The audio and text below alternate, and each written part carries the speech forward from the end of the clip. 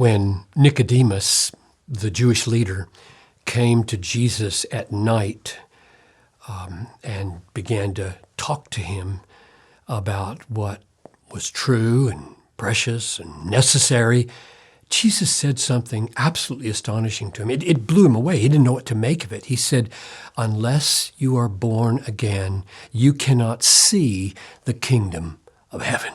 And that's verse 3 of John 3. And a few verses later, he says, unless you're born of the Spirit and of water, you cannot enter the kingdom of heaven. That which is born of the flesh is flesh. That which is born of the Spirit is spirit. The wind blows where it wills. We hear the sound of it, but we don't know where it's going. So is everyone who's born of the Spirit. This book is about that experience. What does it mean to be born again?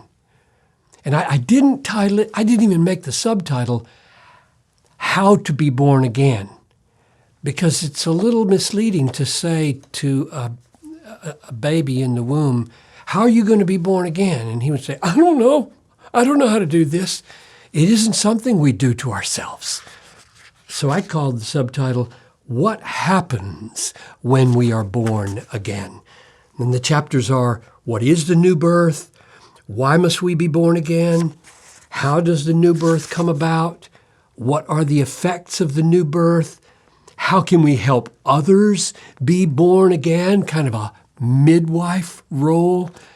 There isn't anything in anybody's personal life that is a more significant, necessary, personal experience than are you born again?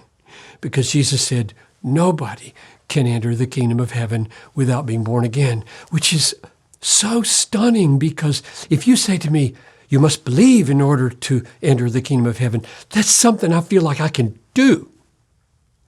But if you say to me, you must experience a birth, I say, what is that? I mean, how do I even think about that? That's why I think a book like this is so crucial, because not a lot of folks have given a lot of serious thought to one of the most serious things in the world. So I want to help you experience the new birth. And if you have been born again, I want you to know what's happened to you so that your worship will be as intense as it should be.